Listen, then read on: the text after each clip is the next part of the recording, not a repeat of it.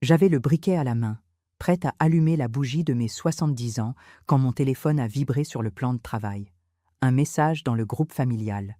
J'ai souri en l'ouvrant, convaincu que c'était mes enfants pour me dire qu'ils arrivaient. Mais ce que j'ai vu m'a glacé jusqu'aux os. C'était une vidéo. Sébastien, mon fils aîné, apparaissait en tenant une bière, hilar, entouré de sa femme et de ses frères et sœurs. Derrière eux, un grand barbecue, des viandes nobles qui grillaient.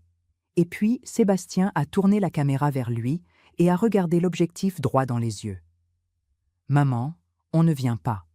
Ici, c'est un vrai repas entre gens bien, que de la bonne viande, que des gens comme il faut. On ne va pas aller dans ta vieille maison manger ta cuisine simple. Mange toute seule. » Et il a ri. Ils ont tous ri. Mon téléphone m'a glissé des mains et est tombé sur le carrelage. J'ai regardé la table que j'avais passé la journée entière à préparer. Un rôti de porc, du riz, une salade, un gratin dauphinois et un gâteau fait maison avec la bougie numéro 70 plantée au milieu, pas encore allumée. Tout ça préparé avec l'argent compté de ma retraite. Tout ça fait avec mes mains qui me faisaient mal depuis le matin. Je m'appelle Monique Aubert. J'ai 70 ans. Pendant 35 ans, j'ai travaillé comme assistante sociale dans un foyer d'accueil pour enfants à Lyon. Ce n'était pas un travail bien payé, environ 1 400 € net par mois, mais c'était un travail que j'aimais profondément. Je prenais soin d'enfants que personne ne voulait, des enfants abandonnés, des enfants blessés par la vie. Pendant ce temps-là, je rentrais le soir pour élever mes 3 enfants seuls. Sébastien, qui a aujourd'hui 35 ans, Julien, 27 ans, et Camille, la cadette, 24 ans. Leur père n'est plus dans le tableau depuis longtemps, et ça n'a plus aucune importance. Ce qui compte, c'est que j'ai tout donné. J'ai financé le BTS de Sébastien en économisant centime par centime pendant 2 ans. J'ai payé 5 années d'école d'architecture pour Julien. J'ai participé à l'achat de la voiture de Camille quand elle a décroché son premier emploi. J'ai contribué aux frais du mariage de Sébastien parce que je voulais que mon fils ait une belle fête. En tout, plus de 60 000 € réunis sur des années de petits salaires, de week-ends à faire des ménages chez des particuliers, de privations silencieuses. J'ai porté des chaussures trouées des mois entiers. J'ai mangé des tartines au dîner pendant presque 1 an pour mettre de l'argent de côté. Et ce soir-là, pour mes 70 ans, j'étais seule dans ma petite maison en location à 650 € par mois, une maison que je payais sur ma retraite de 900 €. Il me restait à peine de quoi vivre après les charges. Je me suis rassise devant le gâteau. Le briquet était encore dans ma main. Les larmes ont commencé à couler et je n'ai pas essayé de les retenir. Je pleurais de déception, de solitude, d'une tristesse que je n'avais pas ressentie depuis longtemps. Et c'est là que j'ai entendu un bruit dehors. Un moteur. Pas n'importe lequel. Je me suis levée pour regarder par la fenêtre du salon. Une longue limousine noire, brillante, immense, venait de s'arrêter juste devant mon portail. Mes voisins commençaient déjà à sortir sur le pas de leur porte, intrigués. Une limousine dans cette rue, c'était comme voir quelque chose d'impossible se produire sous vos yeux. Mon cœur s'est mis à battre très fort. Mais avant de continuer, vérifiez si vous êtes déjà abonné à la chaîne et dites-nous en commentaire de quelle ville ou pays vous nous regardez. Nous aimons beaucoup savoir jusqu'où nos histoires voyagent. La portière arrière s'est ouverte et un homme en est descendu.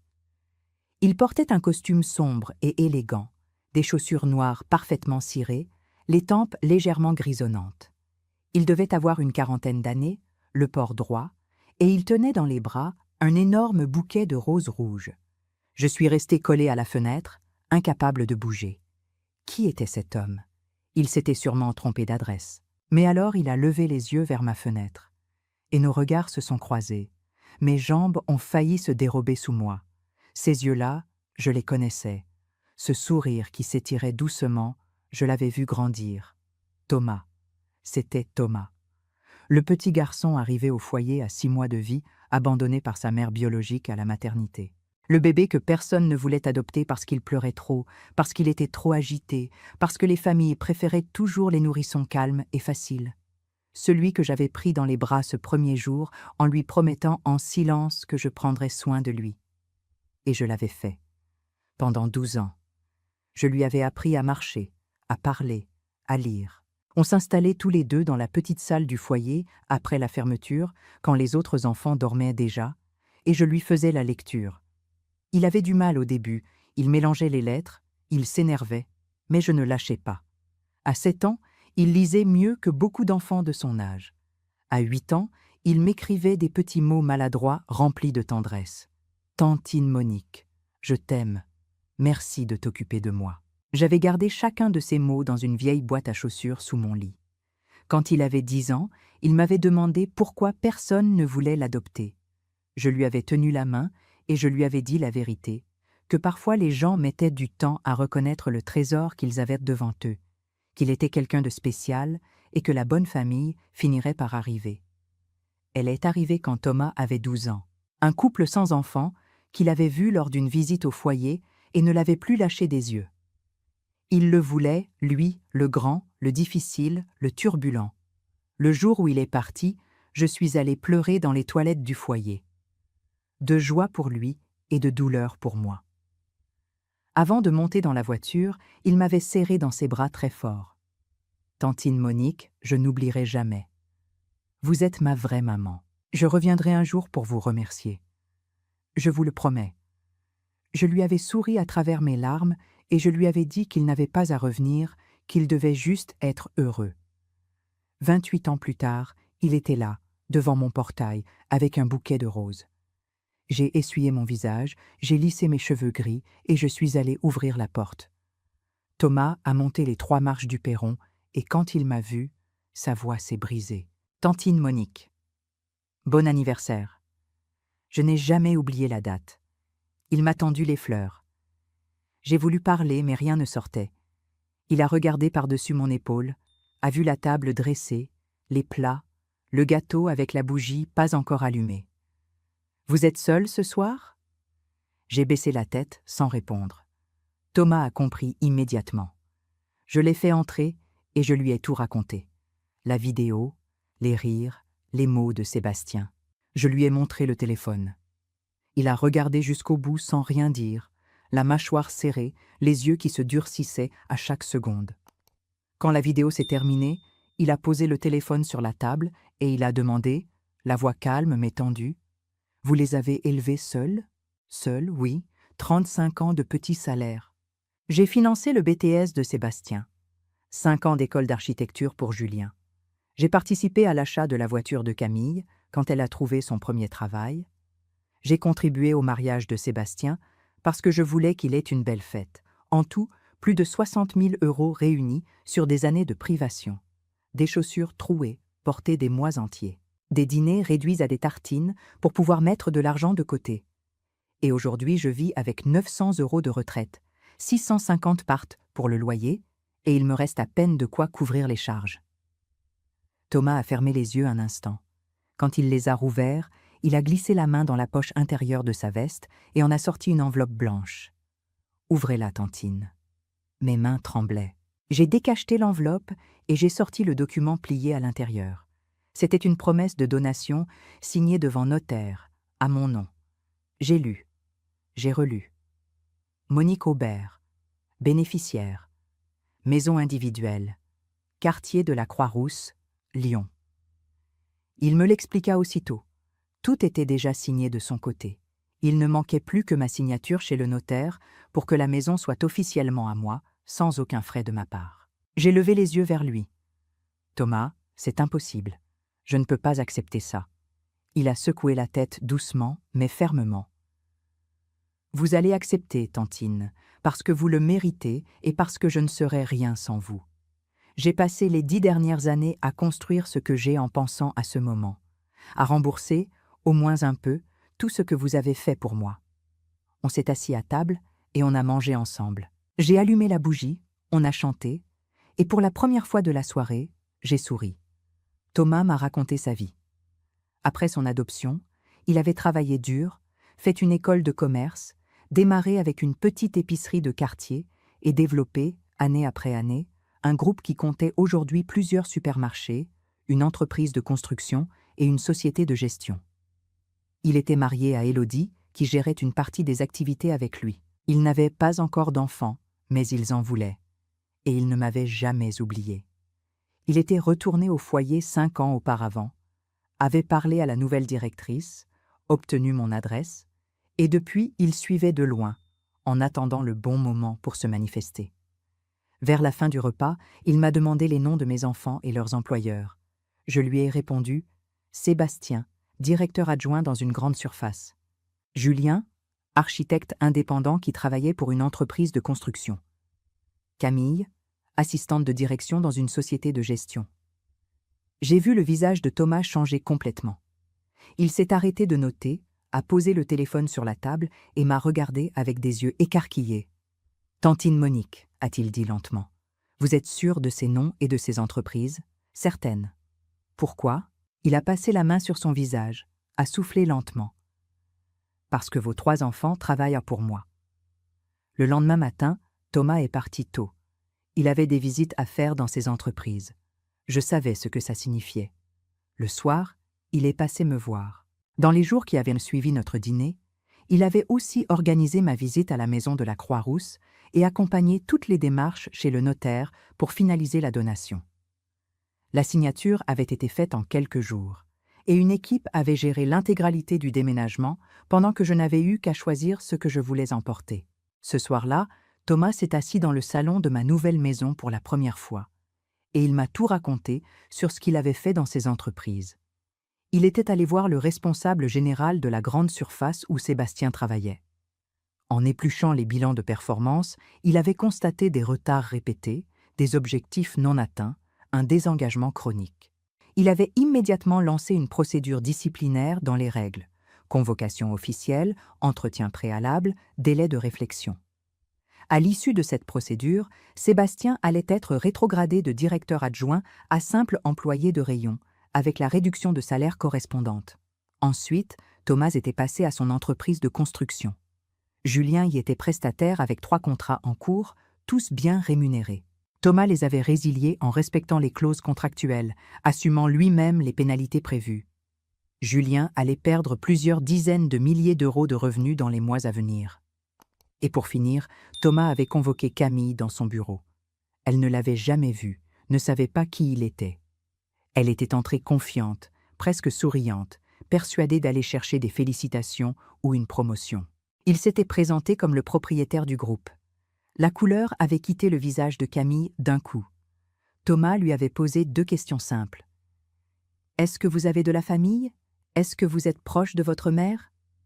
Camille n'avait pas su quoi répondre. Alors il avait ajouté, posément, « Hier, c'était l'anniversaire des 70 ans de la femme qui m'a élevée quand j'étais enfant. J'ai passé la soirée avec elle. La famille, ça s'honore. À partir d'aujourd'hui, vous perdez tous vos avantages. Ticket restaurant réduit au minimum légal, aucune prime, aucune participation aux bénéfices. Vous continuez à travailler ici, mais vous repartez de zéro. » Dans les jours qui ont suivi, les 3 m'ont appelé. Sébastien le premier, avec une voix que je ne lui connaissais pas, hésitante, presque humble. Il voulait s'expliquer, disait que la vidéo c'était une blague qui avait dérapé. Je lui ai répondu que ce n'était pas une blague et j'ai raccroché. Julien a appelé une demi-heure plus tard. Il m'a parlé de problèmes au travail, de contrats perdus, de difficultés financières. J'ai compris immédiatement que ce n'était pas moi qu'il cherchait. J'ai raccroché aussi. Camille a rappelé le soir même, mais cette fois-là, c'était différent. Elle pleurait. Elle ne voulait pas d'argent. Elle ne parlait pas de travail. Elle voulait me voir. Elle disait qu'elle n'arrivait plus à dormir, qu'elle repensait à tout, à mes chaussures trouées, au repas où je me servais en dernier, aux fois où je travaillais malade, parce qu'une journée d'absence, c'était une journée non payée. Elle a demandé si elle pouvait venir. Je lui ai dit oui. Elle est arrivée le lendemain, sans maquillage, les cheveux attachés, les yeux gonflés. Elle a regardé la maison en silence. « Maman, a-t-elle murmuré, tu méritais ça depuis longtemps. » On s'est assise dans le salon et elle a parlé pendant plus d'1 heure. Pour la première fois depuis des années, ce n'était pas une fille qui réclamait. C'était une fille qui regrettait vraiment. Thomas m'a annoncé la fête lors d'un déjeuner avec Élodie, quelques jours plus tard. Une soirée de gala dans un hôtel 5 étoiles à Lyon. Plus de 200 invités. Des associés, des clients, des partenaires, des responsables de toutes ces entreprises. Et moi, la personne honorée ce soir-là. Il voulait que tout le monde sache qui était la femme qui lui avait donné les bases de tout ce qu'il avait construit. J'ai protesté, bien sûr. Il n'a rien voulu entendre. Élodie non plus. Elle m'a emmenée chez une couturière pour une robe longue bordeaux faite sur mesure, puis chez une coiffeuse, une esthéticienne. Le jour de la fête, une équipe est venue à la maison pour me préparer. Quand je me suis regardée dans le miroir, je n'ai presque pas reconnu la femme en face de moi. Les invitations avaient été envoyées à Sébastien, Julien et Camille, comme à n'importe quel autre employé. Un carton sobre, élégant, signé de la direction. Aucune mention de moi. Aucune indication sur la personne à l'honneur. Camille savait déjà que Thomas était son patron depuis leur entretien, mais elle ignorait totalement le lien qui nous unissait. Pour elle, cette soirée était une réunion d'entreprise comme une autre. Thomas m'avait dit « Un employé ne décline pas une invitation de son patron, surtout quand sa situation au travail est déjà fragile. » À 19h, nous sommes entrés dans l'hôtel. Le salon de réception était immense, décoré dans des tons dorés et crème, des tables rondes habillées de nappes élégantes, des fleurs partout, un orchestre sur scène. Je suis restée dans un salon privé, pendant que Thomas accueillait les invités. Quand Élodie a pris le microphone pour annoncer la personne honorée, le silence s'est fait dans la salle. Elle a parlé du foyer d'accueil, de Thomas enfant que personne ne voulait, de la femme qui avait refusé de le laisser tomber. Thomas est venu me chercher et nous avons fait notre entrée ensemble. 200 personnes se sont levées. Au fond de la salle, j'ai vu mes 3 enfants. Sébastien, la bouche ouverte, pétrifié. Julien, blême, le verre à la main. Et Camille, qui avait reconnu Thomas dès le début de la soirée, mais qui, en me voyant entrer à son bras, venait enfin de comprendre le lien entre nous. Les 2 mains sur la bouche, les larmes qui coulaient déjà. Thomas a pris le microphone. Il a raconté son histoire depuis le début. Le foyer, les nuits où je restais après mon service pour lui apprendre à lire, les livres que j'apportais de chez moi, les moments où il pleurait parce qu'il n'avait pas de famille et que je restais là à lui tenir la main. Il a raconté comment cette femme lui avait appris qu'il avait de la valeur. Puis il a regardé vers le fond de la salle. Il a dit que 3 des employés présents ce soir-là étaient les enfants biologiques de cette femme. Il a dit ce qu'ils avaient fait le soir de ses 70 ans. Il a dit ce qu'il avait décidé en conséquence. Nommément, sans détour. Il savait le risque que cela représentait, il avait choisi d'assumer. La salle entière s'est retournée. Camille a posé son verre. Elle a traversé la salle en pleurant. Les gens s'écartèrent sur son passage. Elle s'est arrêtée devant le bord de la scène, a levé les yeux vers moi et s'est agenouillée. « Maman, pardonne-moi. Je t'en supplie. J'ai été horrible, ingrate, cruelle, mais je t'aime. Je t'aime et je n'arrive plus à vivre avec ce que j'ai fait. » Je suis descendue de la scène lentement. Je me suis agenouillée à mon tour devant Camille et j'ai pris son visage entre mes mains. Je ne vais pas te dire que tout va bien, parce que ce n'est pas vrai. Vous m'avez fait du mal, toi et tes frères. Mais je ne vais pas te dire non plus que je ne t'aime pas, parce que c'est faux aussi. Tu es ma fille et ça ne s'efface pas. Elle s'est jetée dans mes bras. Au fond de la salle, Sébastien était resté immobile pendant tout le discours. Quand les regards se sont tournés vers lui, il a simplement posé son verre, s'est levé et est sorti sans un mot, sans se retourner. Julien était parti avant même la fin, incapable de rester en place. Aucun des 2 n'avait dit quoi que ce soit.